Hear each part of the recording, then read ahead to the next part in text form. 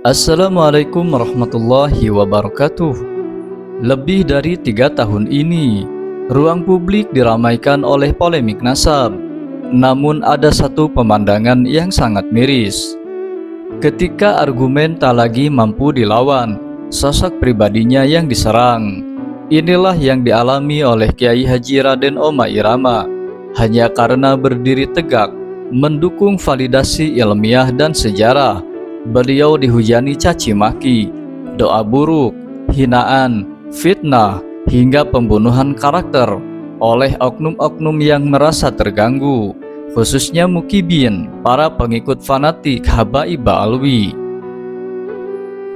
Mereka mengungkit masa lalu beliau, masalah keluarga, hingga urusan pribadi, pernikahan, kasus narkoba putranya tak luput dari mulut-mulut busuk pengikut fanatik Habaib Ba'alwi ini. Tapi mari kita gunakan akal sehat.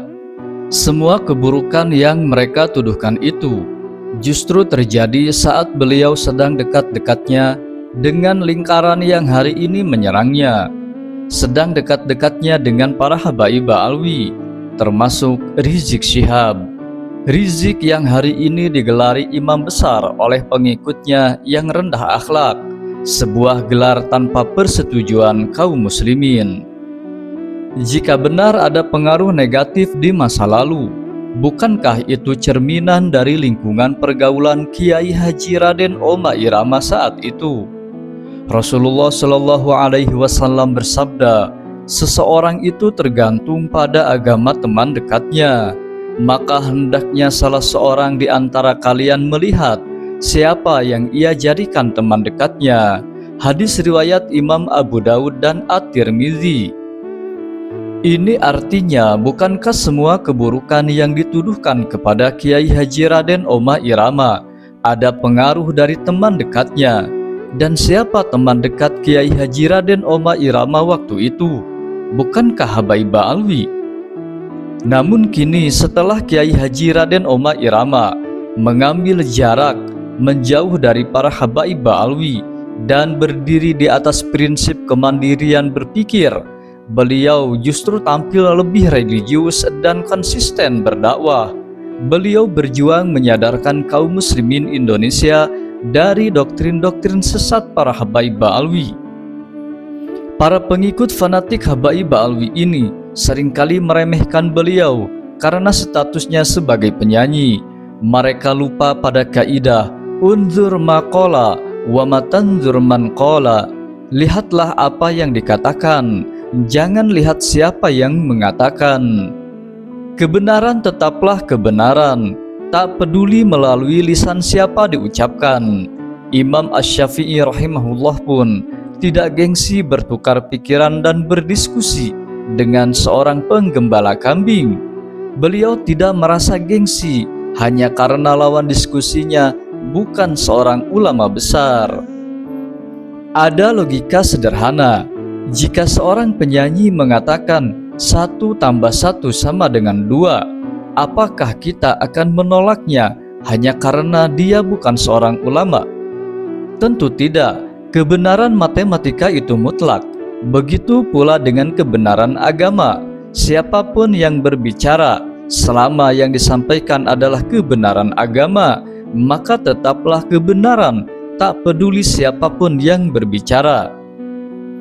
Apakah kita akan menolak bahwa la ilaha illallah itu artinya tiada Tuhan yang berhak disembah dengan sebenarnya selain Allah, hanya karena yang mengucapkannya seorang pelacur?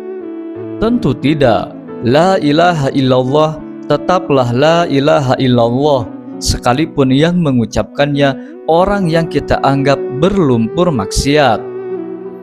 Mengatakan Kiai Haji Raden Oma Irama tidak pantas bicara agama hanya karena beliau seorang penyanyi adalah kesalahan logika klasik ad hominem. Mari kita renungkan. Seringkali konser musik dituduh sebagai sarang maksiat dan kejahatan. Masalahnya adalah potensi maksiat dan kejahatan itu bisa terjadi di mana saja dan kapanpun, tak terkecuali di masjid dan di majelis taklim. Kita jangan menutup mata, maksiat batin jauh lebih berbahaya. Imam Al-Ghazali dalam kitab Ihya Ulumiddin-nya mengingatkan bahwa penyakit hati seperti sombong, takabur, bangga diri, ujub, merasa paling benar, hingga merendahkan orang lain adalah racun yang mematikan pahala. Apa gunanya sebuah majelis taklim jika isinya hanya caci maki, provokasi, dan adu domba, seperti yang dilakukan oleh Rizik Syihab dan Bahar Smith? Bahkan, Bahar Smith menganiaya orang lain secara fisik sampai jadi tersangka tindak pidana penganiayaan, dan ironisnya itu dilakukan sesaat setelah selesai ceramah agama. Bukankah ini kemaksiatan dan kejahatan? Seseorang tidak mungkin sholat sambil mabuk, tapi sangat mungkin sholat sambil membawa rasa sombong dan hasud di hatinya, sambil membawa ujub, ingin dipuji. Bukankah maksiat batin inilah yang seringkali tidak disadari, namun lebih merusak daripada maksiat lahiriah? Artinya potensi kemaksiatan dan kejahatan bukan hanya terjadi dalam pentas dan konser musik saja. Dalam ibadah sekalipun, potensi kemaksiatan dan kejahatan itu sangat mungkin terjadi. Kebenaran tidak akan goyah hanya karena pembawa pesannya dicerca, dihina, difitnah, dan direndahkan. Kebenaran akan tetap tegak siapapun pembawanya dan dimanapun keberadaannya.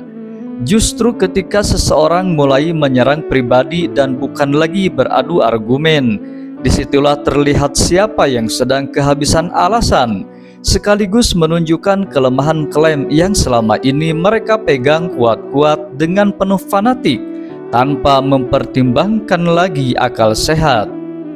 Dan marilah kita belajar melihat masalah secara objektif, hormati ilmu, validasi data, dan bersihkan hati dari fanatisme buta.